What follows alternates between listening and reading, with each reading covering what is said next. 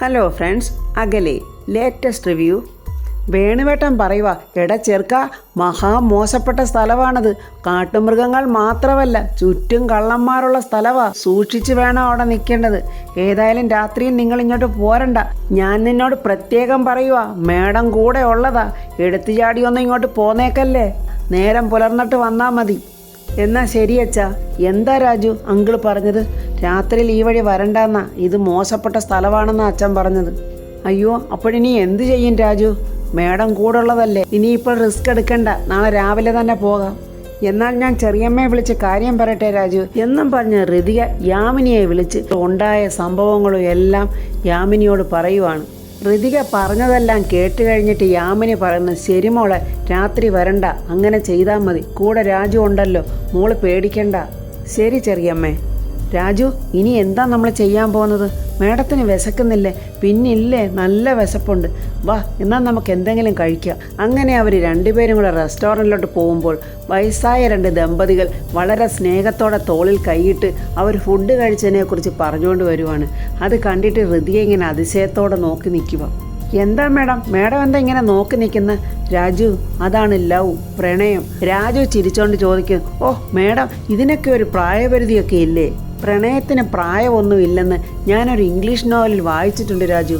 അപ്പോഴേക്ക് ആ റെസ്റ്റോറൻറ്റിലെ പ്രായമുള്ള ആൾ വന്നിട്ട് അവരെ സ്നേഹത്തോടെ വിളിക്കുക, വാ കുട്ടികളെ, ഞാൻ നിങ്ങൾക്ക് സ്പെഷ്യൽ ഡിന്നർ ഒരുക്കിയിട്ടുണ്ട്. ഋതികയും രാജുവിനെ അതിശയിപ്പിക്കുന്ന രീതിയിലായിരുന്നു ആ പ്രായമുള്ള മനുഷ്യൻ അവർക്ക് വേണ്ടി ഡിന്നർ സെറ്റുകളൊക്കെ ഇങ്ങനെ ഒരുക്കി വെച്ചത്. കൂടെയുള്ള ആൾ പറയുന്നുണ്ട്, നിങ്ങൾക്ക് വേണ്ടി പ്രത്യേകം ഈ മാനേജർ സാർ തന്നെ തയ്യാറാക്കിയ ഫുഡാണിത്. ഋതികയും രാജുവിനെ നോക്കി വളരെ സന്തോഷത്തോടെ കണ്ണു നിറയുവാണ് ആ മാനേജറുടെ. അദ്ദേഹം അവരോട് പറയുന്നു, എനിക്ക് വലിയ വലിയ സ്വപ്നങ്ങളായിരുന്നു എൻ്റെ രണ്ട് പെൺമക്കളെക്കുറിച്ചും. അവരുടെ വിവാഹവും മഞ്ഞൾ കല്യാണവും ഒക്കെ നല്ല ഉത്സവം പോലെ ആഘോഷിക്കണമെന്നായിരുന്നു എൻ്റെ ആഗ്രഹം. ആ മാനേജറിൻ്റെ കൂടെ നിൽക്കുന്നവൻ നല്ല പുള്ളിക്കാരൻ തന്നെ, ശരിക്ക് താങ്ങുന്നുണ്ട് പുള്ളിക്കാരനെ. പെട്ടെന്ന് പറയുക, സാറിനെ പിൻകാലുകൊണ്ട് തൊഴിച്ചിട്ട് ആ പെൺമക്കൾ രണ്ടുപേരും ഒളിച്ചോടി പോയത്. അതും ഇവിടെ ജോലി ചെയ്തിരുന്ന രണ്ട് അന്യസംസ്ഥാന തൊഴിലാളികളുടെ കൂടെ. മക്കൾ മാത്രമാണോ ചതിച്ചത്? മരുമക്കളും ചതിച്ചില്ലേ? അവന്മാർ രണ്ടുപേരും സാറിൻ്റെ തൊഴിലാളികളായിരുന്നിട്ട് പോലും സാറിനോടൊന്നും പറയാതാണ് അവന്മാർ ഈ പണി കാണിച്ചത്. മക്കളും മരുമക്കളും ചതിച്ചത് പോട്ടെ, സാറിൻ്റെ ഭാര്യയും ചോദിക്കുക, മക്കൾ പോയതുപോലെ ഞാനും പൊയ്ക്കോട്ടെ ചേട്ടാന്ന്. എടാ, അത് മക്കൾ പോയ സങ്കടം സഹിക്കാൻ വയ്യാതെ കൊണ്ടേ ചിലപ്പോൾ അവൾ ചോദിച്ചതായിരിക്കും അങ്ങനെ. നിങ്ങളെ രണ്ടുപേരെയും കണ്ടപ്പോൾ നിങ്ങളെപ്പോലുള്ള ഈ രണ്ട് മക്കൾ എനിക്ക് ജനിച്ചില്ലല്ലോ എന്ന് ഓർത്ത് വിഷമിച്ചു പോയി. എൻ്റെ ആ ഒരു സങ്കടം നികത്താനാണ് ഞാൻ ഈ ഡിന്നർ അറേഞ്ച് ചെയ്തത്. പാവം ആ മാനേജറുടെ സങ്കടം കണ്ടിട്ട് ഋതികയ്ക്കും രാജുവിനും അങ്ങ് വലിയ വിഷമമായി. അത് കണ്ടിട്ട് പുള്ളിക്കാരൻ പറയുന്നുണ്ട്, നിങ്ങൾ സന്തോഷത്തോടെ ഭക്ഷണം കഴിച്ചോളൂ, നിങ്ങളുടെ സ്വർഗത്തിലോട്ടൊരു കട്ടുറുമ്പം കടന്നു വരാൻ ഞാൻ അനുവദിക്കത്തില്ല എന്നും പറഞ്ഞ് അവരങ്ങ് പോവുകയാണ്. രാജുവിനും ഋതികയ്ക്കും വേണ്ടി ഉണ്ടാക്കിയിരിക്കുന്ന രുചിയേറിയ ഭക്ഷണങ്ങൾ അവർ രണ്ടുപേരും വളരെ ആസ്വദിച്ചങ്ങനെ കഴിക്കുവാണ്. അങ്ങനെ ഭക്ഷണമൊക്കെ കഴിച്ച് റൂമിലോട്ട് വരുമ്പോൾ അവരെ ഞെട്ടിപ്പിക്കുന്ന ഒരു കാഴ്ചയാണ് അവർ ഒരുക്കിയിരിക്കുന്നത്. ന്യൂ കപ്പിൾസിനുള്ള മണിയറ തന്നെ ആ മാനേജർ അവർക്ക് വേണ്ടി ഒരുക്കിയിരുന്നു. റൂമെല്ലാം പൂക്കളും ബലൂണും കൊണ്ട് അലങ്കരിച്ച് ബെഡേലെല്ലാം ഹാർട്ടിനകത്ത് നിറയെ പൂക്കളും വളരെ മനോഹരമായ ഒരു അറേഞ്ച്മെൻറ്റ്സ് തന്നെയാണ് അവർക്ക് വേണ്ടി ഒരുക്കിയിരുന്നത്. ഇതൊക്കെ കണ്ടിട്ട് ഋതികയ്ക്ക് അങ്ങ് സന്തോഷം സഹിക്കാൻ വയ്യ.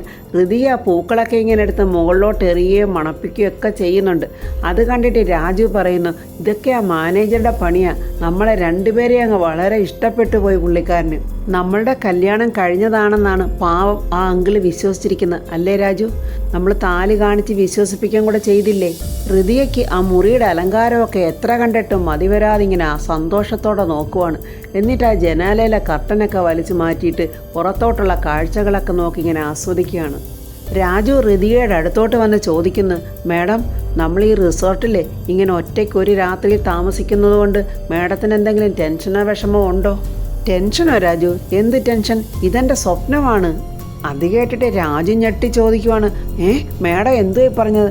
അല്ല രാജു, നമ്മളിങ്ങനെ ഒരുമിച്ച് രാജുവിൻ്റെ വീട്ടിൽ താമസിച്ചിരുന്നതല്ലയോ? മേഡം, അത് വീടല്ലായിരുന്നോ? ഇത് റിസോർട്ട്, അത്ര വ്യത്യാസമേ ഉള്ളൂ രാജു. എൻ്റെ സ്വന്തം വീട്ടിൽ താമസിക്കുന്നതിനേക്കാളും സേഫാണ് എനിക്കിവിടെ. അല്ലെങ്കിൽ ഞാൻ രാജുവിൻ്റെ വീട്ടിൽ താമസിക്കണം. എൻ്റെ വീട്ടിലെ എന്നെ കൊല്ലാൻ നടക്കുക എൻ്റെ അംബിക അമ്മായി. രാജു കണ്ടില്ലേ അവിടെ നടന്നതൊക്കെ? എനിക്ക് പേടിയാ രാജു. അവരൊരു ദുഷ്ടയാ, അവരെന്നെ എപ്പോഴെങ്കിലും കൊല്ലും. മേഡം വിഷമിക്കാതെ, അങ്ങനെ ഒന്നും ഉണ്ടാവില്ല. മേഡത്തിന് കാവലായിട്ട് ഈ ഞാനില്ലേ? അത് ശരിയാ രാജു, പക്ഷേ രാത്രികാലങ്ങളിൽ രാജു എന്നോടൊപ്പം ഇല്ലല്ലോ. ഞാൻ അടുത്തില്ലെങ്കിലും എൻ്റെ മനസ്സേ മേഡത്തിനൊപ്പം തന്നെ ഉണ്ട്. മേഡം ടെൻഷനായാലോ ഒന്ന് പേടിച്ചാലോ അത് ഈ രാജുവിന് അറിയാൻ പറ്റും. ആ സമയത്ത് എൻ്റെ മനസ്സൊന്ന് പിടയ്ക്കും. അതൊരു കാവൽക്കാരൻ്റെ ആത്മാർത്ഥതയാണെന്ന് മാത്രം മേഡം കരുതിയാൽ മതി. ഋതിക മനസ്സിൽ പറയാ, അയ്യടാ കാമുകനോ ഭർത്താവോ ഒന്നും അല്ല, അപ്പോഴും കാവൽക്കാരനെന്നാ പറയുന്നത്. ഋതിക അങ്ങനെ കർട്ടനൊക്കെ അങ്ങോട്ട് നീക്കി ആ ജനലുകളൊക്കെ അങ്ങോട്ട് തുറക്കുമ്പോൾ രാജു പറയുന്നു, മേഡം വേണ്ട, പുറത്ത് നല്ല മഞ്ഞാണ്, നല്ല തണുപ്പുണ്ടാവും. തണുക്കട്ടെ രാജു, തണുക്കുമ്പോഴേ പുതപ്പ് മൂടി കിടക്കാൻ നല്ല സുഖമാണ്. അവരങ്ങനെ രണ്ടുപേരും ആ ജനലിൽ കൂടെ നക്ഷത്രങ്ങളിങ്ങനെ നീങ്ങുന്നതും മഞ്ഞ് പെയ്യുന്നതും അങ്ങനെയുള്ള ആ മനോഹരമായ കാഴ്ചകളൊക്കെ അവർ രണ്ടുപേരും ചേർന്നിങ്ങനെ കണ്ട് ആസ്വദിക്കുവാണ്. ആ സമയത്ത് നമ്മുടെ അംബികയുടെ ഗുണ്ടകൾ അംബികയെ കണ്ടു ചെന്ന് പറയുന്നു, അയ്യോ മേഡം അവർ രണ്ടുപേരും രക്ഷപ്പെട്ടെന്ന്. അംബിക അവന്മാരുടെ കർണക്കുറ്റി അടിച്ച് പൊട്ടിക്കുന്നുണ്ട്. എന്താടാ നീയൊക്കെ വന്ന് പറയുന്നത്? അവർ രക്ഷപ്പെട്ടെന്നോ? നീയൊക്കെ എത്ര പേരെ കൊന്നിട്ടുണ്ടെന്നാടാ എന്നോട് വീമ്പിളക്കിയത്? അത് മേഡം, ഞാൻ 3-4 പേരെ കൊന്നിട്ടുണ്ട്. എങ്ങനെ കൊന്ന്? ചത്തവരെ പോയി നീ വീണ്ടും കൊന്നോ? ചത്തവരെല്ലാം വന്ന് അവൻ്റെ മുന്നിൽ കയ്യും കെട്ടി നിന്ന്. അപ്പോൾ അവൻ അവരെയൊക്കെ അങ്ങ് കൊന്ന്. പോയി കണ്ടുപിടിക്കടാ അവരെയൊക്കെ പോയി. അവരെ രണ്ടുപേരെയും കണ്ടെത്താതെ നീയൊന്നും എൻ്റെ മുന്നിലേക്ക് വന്നു പോയേക്കരുത് എന്നും പറഞ്ഞ് അവന്മാരെ വിരട്ടി ഓടിക്കുവാണ്. രാജു, രാത്രിയിലെ ഇങ്ങനെ ഇരുട്ടിലോട്ട് നോക്കിയിരിക്കുമ്പോഴേ അവിടെ എല്ലാം നിറച്ച് ഭൂതങ്ങളാണെന്ന് തോന്നും, അല്ലയോ? മേഡം അതിന് ഭൂതത്തിനെ കണ്ടിട്ടുണ്ടോ? എന്നെ എന്തിനാ രാജു കളിയാക്കുന്നത്? ഭൂതമുണ്ടെന്ന് പറയുന്നവരൊക്കെ ഭൂതത്തെ കണ്ടിട്ടാണോ ഇരിക്കുന്നത്? ഈ കാട്ടിൽ അങ്ങനെ ഭൂതങ്ങളൊന്നും ഇല്ല മേഡം, വന്യമൃഗങ്ങളേ ഉള്ളൂ. ഈ കാട്ടിൽ എന്തെല്ലാം മൃഗങ്ങൾ കാണും?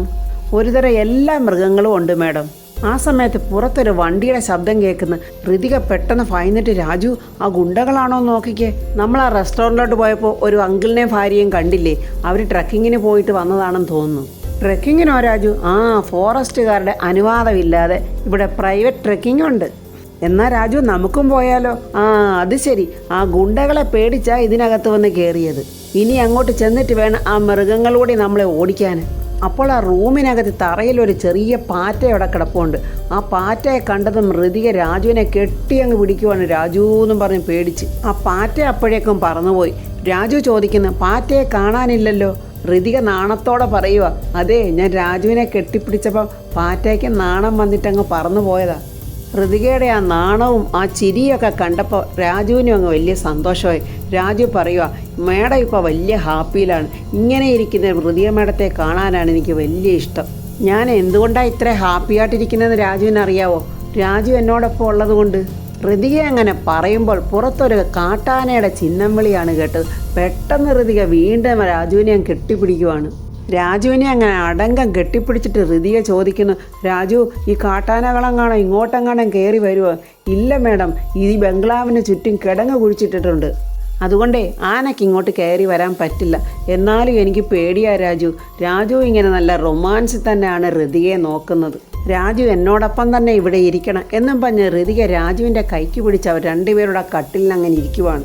മേഡം, സമയം ഒരുപാടായി. മേഡത്തിന് ഉറക്കം വരുന്നില്ലേ? മേഡം കിടന്നോ? രാജുവും കൂടെ എൻ്റെ കൂടെ കിടക്കുക. അയ്യോ, ഞാൻ കൂടെ കിടക്കാനോ? എന്താ രാജു, എൻ്റെ കൂടെ കിടക്ക് രാജു, എനിക്ക് പേടിയാ എന്നും പറഞ്ഞ് നിർബന്ധിച്ച് രാജുവിനെ ഋതിക കൂടെ കിടത്തുന്നുണ്ട്. രാജുവിൻ്റെ മനസ്സിൽ ഋതിയോടുള്ള പ്രണയമൊക്കെ തോന്നുന്നുണ്ട്. പക്ഷേ രാജുവിന് പേടിയാണ്. രാജു ഇങ്ങനെ ശ്വാസം അടക്കിപ്പിടിച്ചിങ്ങനെ കിടക്കുവാണ്. ഋതിക പതുക്കെ നീങ്ങി രാജുവിനെ കെട്ടിപ്പിടിച്ച് അടുത്ത് കിടക്കുവാണ്. ഋതികയുടെ ആ ചൂടും പ്രണയവും എല്ലാം രാജുവിന് വളരെ ഇഷ്ടപ്പെടുന്നുണ്ടെങ്കിലും രാജുവിന് വർമ്മസാറിനോടുള്ള ആ ബഹുമാനം കൊണ്ട് രാജുവിന് ഒന്നും ചെയ്യാൻ പറ്റുന്നില്ല. ഞാൻ ദൈവത്തെ പോലെ കാണുന്ന എൻ്റെ വർമ്മസാറിൻ്റെ മകളെ ഒന്ന് തൊടാനോ ഒന്ന് പ്രണയം തുറന്നു പറയാനോ തനിക്ക് കഴിയുന്നില്ലല്ലോ എന്നുള്ള സങ്കടത്തിൽ ഇങ്ങനെ രാജു കിടക്കുവാണ്. ഋതിക ഓട്ടക്കണ്ണിട്ട് രാജുവിനെ നോക്കുന്നുണ്ട്, എന്താ രാജു ചെയ്യുന്നതെന്നൊക്കെ. രാജുവിനെ കെട്ടിപ്പിടിച്ച് രാജുവിൻ്റെ ചൂട് പറ്റി കിടന്നുകൊണ്ട് ഋതിക ഇങ്ങനെ മനസ്സിൽ പറയുവാണ്, ഈ രാത്രി എത്ര സുന്ദരമാണ്, നാളെ നേരെ ഒന്ന് വെളുക്കാതിരുന്നെങ്കിൽ. ഋതിക അവളുടെ പ്രണയം അവിടെ കാണിക്കുന്നുണ്ട്. പക്ഷേ രാജുവിന് അവൻ്റെ പ്രണയം പ്രകടിപ്പിക്കാനും കഴിയുന്നില്ല, പറയാനും പറ്റുന്നില്ല. മധുര നൊമ്പരം എന്ന് പറയുന്ന പോലെ വല്ലാത്തൊരു ഹൃദയവേദനയോടെയാണ് രാജു ഇങ്ങനെ കിടക്കുന്നത്. അങ്ങനെ എപ്പോഴോ ഋതികയെ ഒന്ന് ഉറങ്ങുന്നത് കണ്ടപ്പോൾ പെട്ടെന്ന് രാജു എഴുന്നേറ്റ് ഉറക്കത്തിൽ നിന്നും ഋതിയെ ഉണരാതെ പതുക്കെ ഒരു ബെഡ്ഷീറ്റ് എടുത്ത് തറയിൽ വിരിച്ച് പില്ലോയും ഇട്ടിങ്ങനെ കിടക്കുവാണ്. ഇടയ്ക്കിടയ്ക്ക് രാജു എഴുന്നേറ്റ് നോക്കുന്നുണ്ട് ഋതിയെ ഉണരുന്നുണ്ടോയെന്ന്. രാജുവിൻ്റെ വീട്ടിലാണെങ്കിൽ രാവിലെ ഒരു വട്ടമേശ സമ്മേളനം തന്നെ നടത്തുവാണ്. ജയനും പ്രിയയും രാധമ്മയും രമ്യയും കൊച്ചമ്മണിയും എല്ലാവരും ചേർന്ന സംസാരമാണ്. രാജുവിനെ കാണാത്തതിനെക്കുറിച്ചുള്ള സംസാരമാണ്. ജയൻ പറയുക, ഞാൻ ചിലപ്പോൾ കൂട്ടുകാരോടൊക്കെ കമ്പനി കൂടി ചിലപ്പോൾ താമസിച്ചാൽ വീട്ടിൽ ചെന്നില്ലെന്നൊക്കെ ഇരിക്കും. പക്ഷേ രാജു അങ്ങനെയല്ല, എവിടെ പോയാലും അവൻ രാത്രിക്ക് മുമ്പേ വീട്ടിലെത്തിയിരിക്കും. അത് കേട്ടിട്ട് രമ്യ പറയുക, അങ്ങനെയുള്ള രാജുവാ ഇന്നലെ രാത്രി ഈ വീട്ടിൽ വരാതിരുന്നത്. അവനെന്തോ അത്യാവശ്യത്തിന് പോയി നിൽക്കുവാണെന്നല്ലേ വേണുവേട്ടൻ വിളിച്ചപ്പോൾ പറഞ്ഞത് എന്ന് രാധമ്മ പറയുമ്പോൾ രമ്യ പറയാ, അതാ ഒന്ന് തിരക്കണമെന്നാണ് ഞാൻ നിങ്ങളോട് പറയുന്നത്. കൊച്ചമ്മണി പറയുക, ആഹാ, അപ്പോൾ അവൻ വിളിച്ച് പറഞ്ഞായിരുന്നോ? അവൻ ജീവിച്ചിരിപ്പുണ്ട്, അവനൊന്നും പറ്റിയതുമില്ല. പിന്നെ എന്തിനാ എല്ലാവർക്കും ഈ വേവലാതി? ഇതിലെന്തൊക്കെയോ ചുറ്റിക്കളികളുണ്ട്, ഇത് ഉറപ്പാ. രമ്യക്ക് തീരെ ഇരിക്കാൻ പറ്റുന്നില്ല. ദാണ്ട രമ്യേ, എൻ്റെ മോൻ എന്നോട് നുണയൊന്നും പറയാറില്ല. അത് കേട്ടിട്ട് കൊച്ചമ്മണി പറയാ, ഭാഗ്യം, എൻ്റെ മോനാണെങ്കിൽ നുണ മാത്രമേ പറയത്തുള്ളൂ. വേണുവേട്ടൻ അങ്ങോട്ട് വന്നിട്ട് ചോദിക്കുന്നു, ഇതെന്തുവാ, വട്ടമേശ സമ്മേളനമോ അതോ കുടുംബയോഗമോ? രമ്യ പറയാ, ഇവിടെ രാജുവിനെ കാണാതായിട്ട് ആർക്കും ഒരു ടെൻഷനും ഒന്നും ഇല്ലല്ലോ. രാജു ഇന്നലെ രാത്രി വന്നില്ലല്ലോ വേണുവേട്ട, അതുകൊണ്ടാണ് ഇവരെല്ലാവരും ഇങ്ങനെ പ്രയാസപ്പെട്ട് നിൽക്കുന്നത്. മാതാപിതാക്കളായ എനിക്കും നിനക്കും ഇല്ലാത്ത പ്രയാസം വേറെ ആർക്കാടി ഇവിടെ ഉള്ളത്? രമ്യ പറയുക, രാത്രിയിൽ ഒരാളെ കാണാതായിട്ടേ അയാൾ എവിടാണെന്നൊക്കെ ആണെങ്കിലും നമ്മളൊന്ന് അന്വേഷിക്കണ്ടായോ? അതെ, എൻ്റെ മോൻ വർമ്മ സാറിൻ്റെ PA ആണ്. വർമ്മ സാറിനോടൊപ്പം അവനുണ്ടാകും. അതിന് PAക്ക് രാത്രി വർക്കൊന്നും ഇല്ലല്ലോ. അങ്ങനൊന്നും പറയാൻ പറ്റില്ല. മിനിസ്റ്റർ ഒരുപാട് തിരക്കുള്ള ആളല്ലയോ. ചിലപ്പോഴേ അവർ രണ്ടുപേരുടെ പുറത്തെവിടെയെങ്കിലും പോയിട്ടുണ്ടാകും. അതുതന്നെയാണ് എൻ്റെ സംശയം. പുറത്തേ അവർ രണ്ടുപേരുടെ പോയിട്ടുണ്ടാകും. രമ്യ പറയുന്നത് ഹൃദയൻ രാജുവിടെ പോയെന്നാണ് പറയുന്നത്. രമ്യ എന്തോ അർത്ഥം വെച്ചായി പറയുന്നത് എന്ന് വേണുവേട്ടൻ ചോദിക്കുവാണ്. എൻ്റെ ടെൻഷൻ ഇവിടെ എല്ലാവർക്കും അറിയാവുന്നതല്ലയോ. അപ്പോൾ ഉടനെ നമ്മുടെ കൊച്ചമ്മണി പറയുക, ഇവള് രാജുവേ ശരണം പറഞ്ഞിരിക്കുമല്ലയോ. രാജുവിനെ രാത്രി കാണാതായപ്പോൾ അവൾക്കൊരാദി, അത് സാധാരണയല്ലയോ, ഏതൊരു ഭാര്യയ്ക്ക് ഉണ്ടാകുന്നതല്ലയോ. അത് കേട്ടിട്ട് വേണുവേട്ടന് ദേഷ്യം വരുവാണ്. ഭാര്യയോ? അതിന് എൻ്റെ മകൻ ഇവളെ കല്യാണം കഴിച്ചോ? അയ്യോ, ഇവക്കൊരു സമാധാനം കിട്ടിക്കോട്ടെ എന്ന് കരുതി ഞാൻ പറഞ്ഞതാ. വേണ്ട മുണ്ടക്കലമ്മയോണ്ട് ഞാനൊരു കാര്യം പറഞ്ഞേക്കാം. ഇവക്ക് സമാധാനം കിട്ടുന്നതിന് വേണ്ടിയേ എൻ്റെ മോൻ ചെയ്യാത്ത കാര്യങ്ങളൊന്നും പറയണ്ട. എൻ്റെ മകൻ രാജുവിൻ്റെ കല്യാണമേ രമ്യയായിട്ട് നടന്നിട്ടില്ല. അതിനെന്തിനാ അച്ഛൻ ഇത്ര ചൂടാകുന്നത് എന്ന് ജയൻ ചോദിക്കുകയാണ്. അതിന് ഞാൻ പറഞ്ഞില്ലേടാ വർമ്മ സാറിൻ്റെ രാജു ഉണ്ടെന്ന്. പിന്നെ എന്തിനാ എല്ലാവരോടും ഇങ്ങനെ ചോദിക്കുന്നത്? എന്നാലേ ഞാൻ ഇപ്പം തന്നെ അംബിക മേഡത്തെ വിളിച്ച് ചോദിക്കാം എന്നും പറഞ്ഞ് രമ്യ ഫോൺ എടുക്കുവാണ്. വേണുവേട്ടൻ പറയാം, അതൊന്നും വേണ്ട, അതിൻ്റെ ആവശ്യം ഒന്നുമില്ല. ജയൻ അത് കണ്ടിട്ട് പറയാം, ഞാൻ പറഞ്ഞില്ലേ ഇതിനകത്ത് എന്തോ ചുറ്റിക്കളി ഉണ്ടെന്ന്. ഇതൊക്കെ രാജു അച്ഛനും തമ്മിലുള്ള അഡ്ജസ്റ്റ്മെൻ്റ് അല്ലേ? അതേടാ, അഡ്ജസ്റ്റ്മെൻ്റ് ആണെന്ന് തന്നെ നീ അങ്ങ് കരുതിക്കോ. ഞാനേതോ കള്ളപ്പുള്ളിയാണെന്ന ഭാവത്തിലല്ലേ അവൻ്റെ ഒരു ചോദ്യം ചെയ്യൽ എന്നും പറഞ്ഞ് വേണുവേട്ടൻ അങ്ങ് പോവുകയാണ്. ഗുണ്ടകളെ കൊണ്ട് രാജുവിനെയും രമ്യയും പിടിക്കാൻ കിട്ടാത്ത ദേഷ്യത്തിലിങ്ങനെ നിൽക്കുമ്പോഴാണ് അംബികയുടെ ഫോണിലോട്ട് രമ്യയുടെ ഫോൺ വരുന്നത്. ഓ, മനുഷ്യനൂടെ ഭ്രാന്ത് പിടിച്ച് നിൽക്കുമ്പോഴാണ് പണ്ടാര ഒടുങ്ങാനായിട്ട് അവളുടെ ഒരു പ്രേമം നാശം. ഇനി എടുത്തില്ലെങ്കിൽ വീണ്ടും വിളിച്ചോണ്ടിരിക്കും. എന്തായാലും എന്തിനാണെന്ന് വിളിച്ച് ചോദിച്ചുകളെ. എന്താ രമ്യേ എന്നിങ്ങനെ ചോദിക്കുമ്പോൾ രമ്യ പറയുന്നുണ്ട്, ഞാൻ രാജുവിൻ്റെ വീട്ടിൽ പോയിരുന്നു. രാജു ഇന്നലെ വീട്ടിൽ വന്നിട്ടില്ല. അവിടെ ഉണ്ടോ എന്നറിയാൻ വേണ്ടി ഞാൻ വിളിച്ചതാ മേഡം.